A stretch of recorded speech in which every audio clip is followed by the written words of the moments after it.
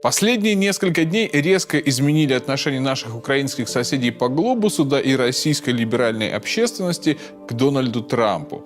По соцсетям разносится их победный клич «Трамп наш» и ехидные комментарии в адрес кремлевских пропагандистов, да и самого Кремля, который якобы поспешил с проявлениями оптимизма по поводу нового американского президента.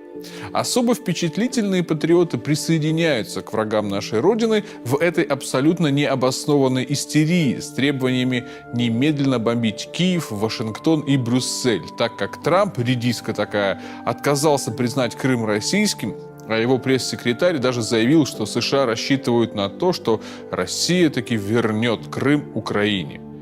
Господа, эта тема уже стала скучной. Однако, видимо, придется повторить несколько банальных тезисов по поводу Трампа. Итак, ни один рациональный человек не ожидал от Трампа дружбы, любви к России или немедленного признания Крыма. Радость по поводу избрания Трампа была связана с одним очевидным фактом. С Клинтон у нас не было никаких, вообще никаких шансов о чем-то договориться. Если бы сейчас в Белом доме была Клинтон, то мы бы не обсуждали вопрос признания Крыма и перспективы сохранения американских санкций. Обсуждали бы, когда начнется ядерная война с США, рассматривали бы карту бомбоубежищ, учились бы пользоваться счетчиками Гейгера и рассчитывать правильную дозировку таблеток с йодом. С этой точки зрения Трамп значительно лучше Клинтон, по крайней мере, пока. Теперь насчет Крыма. Я уже не раз говорил, что нам должно быть все равно, признает ли США, Франция или Украина российский суверенитет над Крымом. Мировое право сейчас – это право, основанное на силе. Так что наше право на Крым обеспечивается нашей армией и флотом, а не мнением американского президента. Нужно понимать, что Трамп торговец, и он пытается провернуть классический трюк – продать нам то, что уже и так наше, причем продать очень дорого. А для того, чтобы попробовать продать нам американское признание Крыма, нужно для начала заявить, что Крым – это Украина.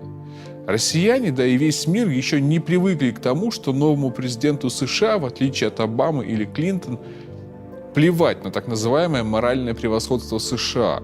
Он откровенно циничен, и ему не надо тратить силы, чтобы поддерживать иллюзию праведности и чистоты американской политики. Приведу два примера. Вспомните, как Трамп отреагировал на заявление американского журналиста Билла О'Райли о том, что Путин убийца.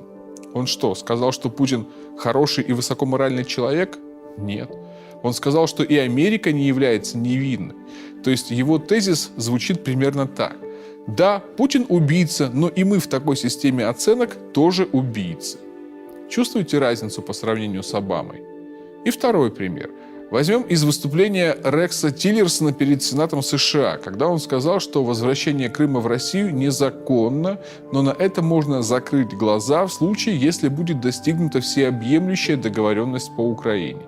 То есть он четко продекларировал готовность в случае необходимости наплевать на законность.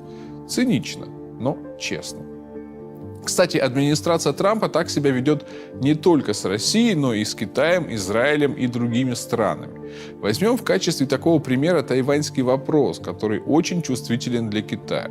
Трамп сделал беспрецедентные шаги навстречу тайваньскому руководству и активно обсуждал вопрос возможного будущего признания Тайваня, что приводило Пекин в ярость, а проамериканское правительство Тайваня в экстаз. Потом был разговор Трампа и председателя Си, в котором Трамп упомянул, что он согласен с так называемым принципом одного Китая, что вызвало экстаз в китайских СМИ и полное отчаяние на Тайване. Принцип одного Китая – это формула вроде «Крым наш», только в китайском случае это «Тайвань наш».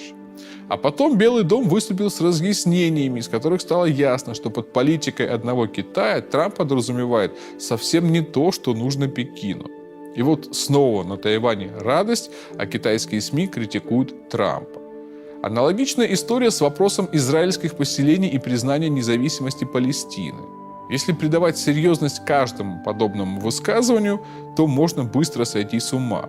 А вот вывести из всего этого важный принцип новой американской политики и сохранить рассудок вполне возможно. Принцип такой – все на продажу.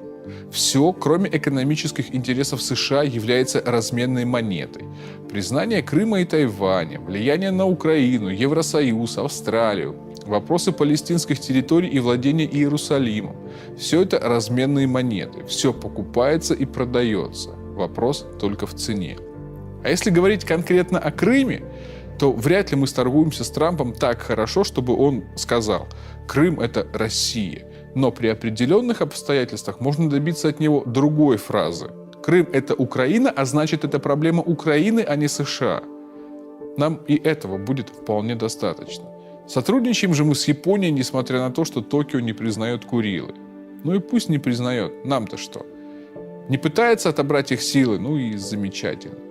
С американцами ситуация даже проще в некотором смысле. Что такое Курилы, знает каждый японец с детства.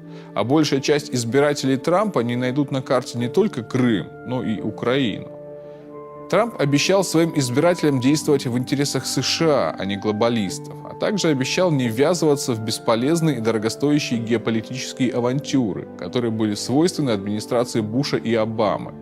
Если Трамп действительно попробует заставить Россию вернуть Крым Украине, то он нарушит фундаментальное обещание, данное не только избирателям, но и своим спонсорам, которые потратились на его приход к власти как раз ради того, чтобы они могли зарабатывать деньги в США, а не смотреть на то, как их деньги уходят на военные авантюры. Именно о нарушении этого обещания и говорил недавно спикер Госдумы Вячеслав Володин в контексте последних заявлений Трампа. Есть все шансы на то, что в случае Трампа рациональный расчет пересилит давление русофобов из группы Сороса и Кагана. Ну а Крым в любом случае наш и нашим останется.